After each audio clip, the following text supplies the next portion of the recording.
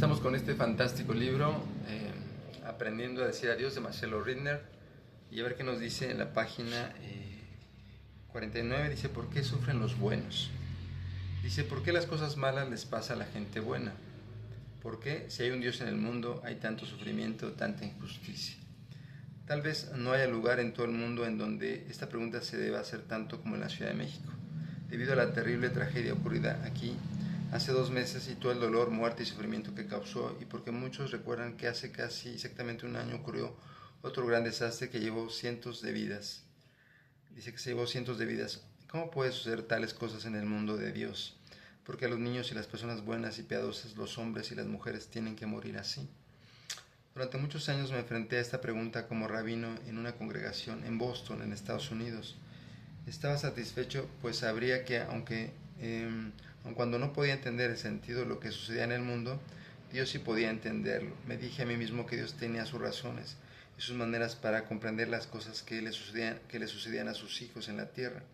Pero cuando los doctores nos dijeron que nuestro hijo de 3 años sufría una enfermedad extraña llamada progeria, nunca crecería más allá del tamaño de un niño de 3 años y que moría de un ataque cardíaco, en la adolescencia traté de entenderlo precisamente de esta manera.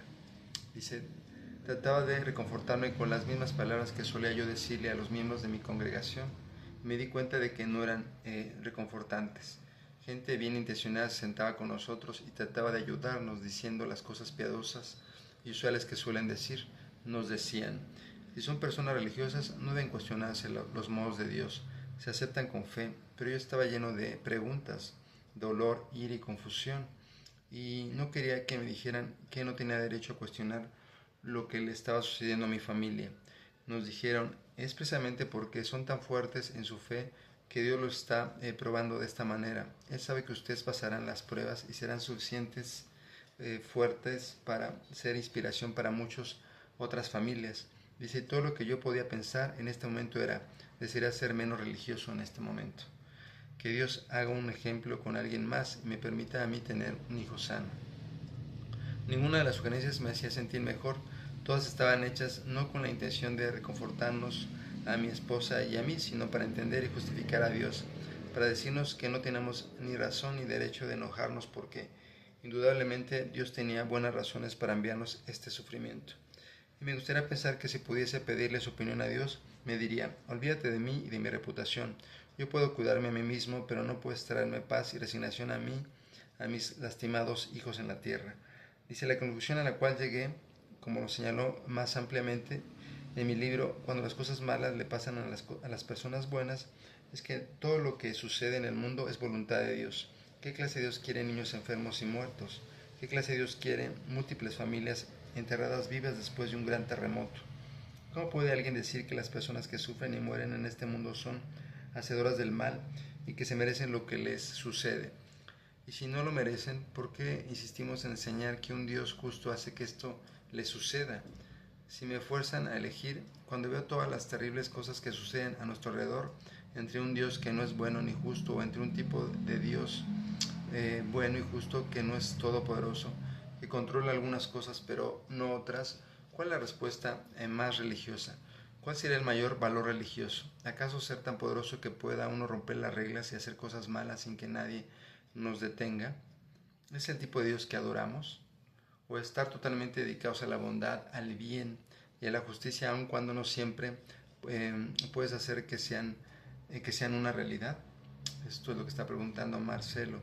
Un ministerio cristiano en el estado de Nebraska leyó mi libro y me escribió una carta en la que me comentó la siguiente historia. Él había tenido que oficiar un sábado por la tarde en el funeral de un hombre de 26 años que había fallecido en un accidente automovilístico. El hombre debía haberse casado ese mismo día, en la misma iglesia, en el mismo día, casi a la misma hora en la que su boda estaba programada. Se realizó su funeral. Lo enterraron en el patio de la iglesia. El ministro regresó más tarde a sus oficinas. La prometida del hombre le estaba esperando. Ella le dijo: pastor, si una persona más me dice que era la voluntad de Dios, voy a gritar: ¿por qué me está enseñando a odiar a Dios? Es lo que está preguntándose esta chica. Ese es el sentimiento que transmitimos cuando insistimos en que cada tragedia es la vida, es la voluntad de Dios.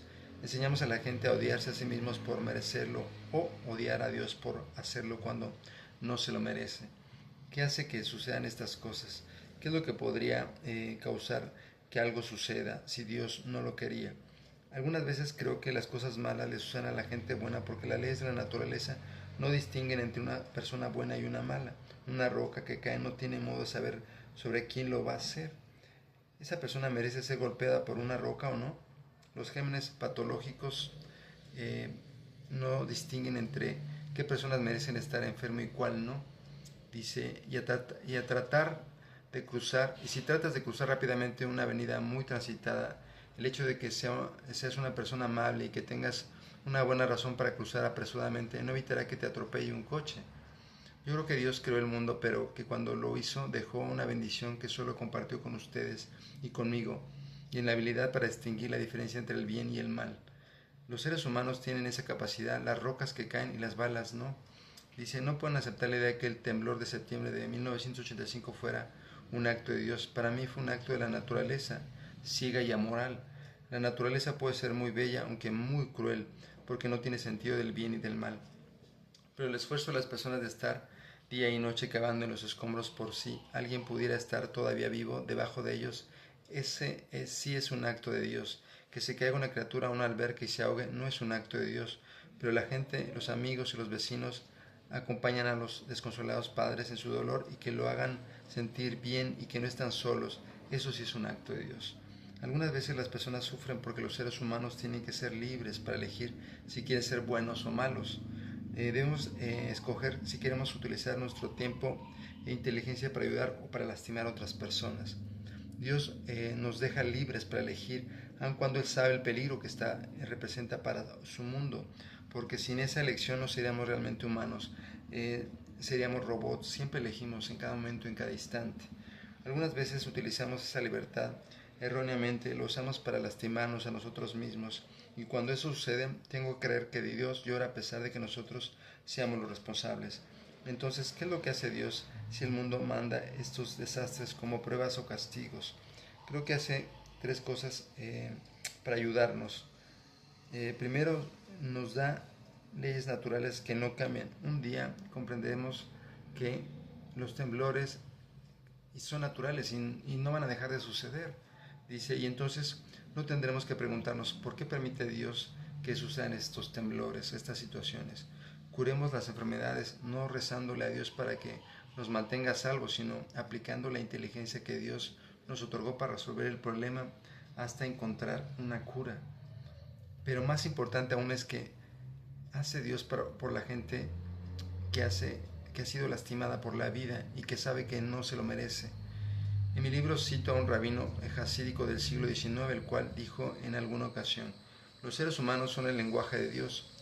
Dios responde a nuestras plegarias enviándonos doctores y enfermeras para hacernos sentir mejor, amigos y vecinos para que se sientan con nosotros y nos reconforten. Podemos creer que Dios es nuestro amigo y no nuestro juez, porque la gente viene hacia nosotros cuando necesitamos ayuda, no para juzgarnos y decirnos qué debemos hacer, hecho algo para merecerlo, sino para ayudarnos a sentirnos mejor. Viene a colación una historia que me gusta contar, la de un niño pequeño cuya madre lo envió a un mandado y le tomó mucho tiempo regresar a casa. Cuando finalmente regresó, la madre le preguntó, ¿en dónde estabas? Estaba preocupada por ti, a lo que su hijo contestó, a un niño de la cuadra se le rompió su bicicleta y lloraba porque no la podía componer. Me dio tristeza y me detuve a ayudarlo. La madre le preguntó, ¿y tú sabes cómo arreglar una bicicleta? El niño contestó, no, pero me senté junto a él y lo ayudé a llorar. Cuando las cosas están tan rotas y nadie las puede arreglar, siempre hay algo que podemos hacer, sentarnos y ayudar a la gente a llorar para que no llore sola. Esto es bellísimo. Por favor, entiendan algo muy importante. Cuando una persona ha sido lastimada y grita, ¿por qué yo? ¿Por qué me sucedió esto a mí? No formula una pregunta, suena como una pregunta, pero es realmente un grito de dolor. Y ayudemos a la persona que grita, ¿por qué yo? No cuando contestamos a su pregunta, sino cuando la ayudamos a aliviar su dolor. Las personas que están sufriendo quieren consuelo, no explicaciones. No desean que se les diga que estará mejor por lo que pasó.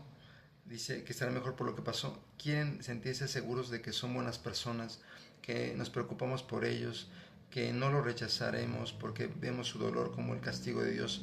Podemos creer en un Dios que nos ama y sufre con nosotros porque vemos a las criaturas de Dios como personas, que son el idioma de Dios, que vienen a nosotros con amor y sufren con nosotros. Y finalmente, pero quizá lo más importante es entender que Dios no manda el problema, las enfermedades o los accidentes.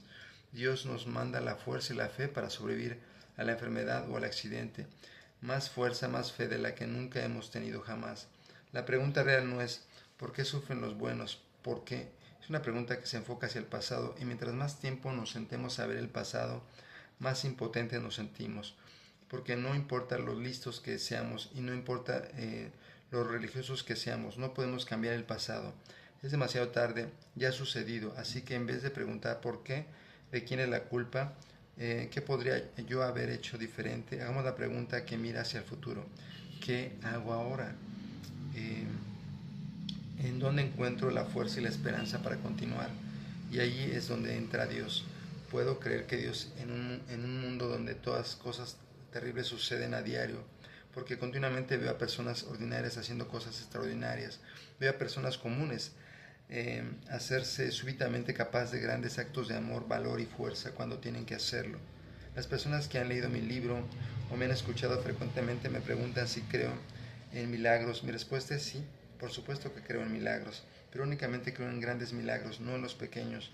Pequeños milagros como la separación del mar rojo o el hacer que se detenga el sol, no, eso no me impresiona.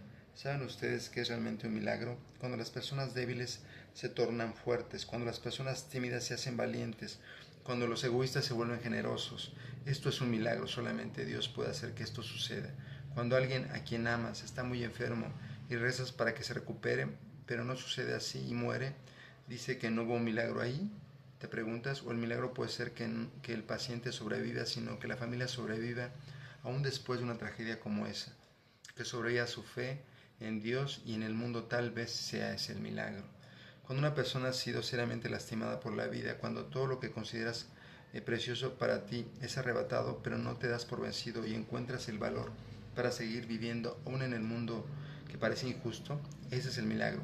Eso para mí es la prueba de Dios, que tantas personas ordinarias pueden sufrir tanto y todavía tengan ganas de seguir viviendo, decidiendo que la vida vale la pena, sosteniendo los recuerdos, incluyendo si son dolorosos. Esto creo yo, es lo que el profeta Isaías quiso decir cuando escribió: aquellos que confían en el Señor tendrán su fuerza renovada, subirán con alas como águilas, correrán y no se cansarán, caminarán y no desmayarán. Este fantástico mensaje es para ti, es un mensaje bellísimo que tienes que escuchar, que tienes que leer y que tienes que comentar para que de esta manera podamos seguir subiendo este material que hacemos con mucho cariño, con mucho amor para ti, que es gratis y lo hacemos porque para nosotros eres una luz en nuestro camino. Bendiciones infinitas.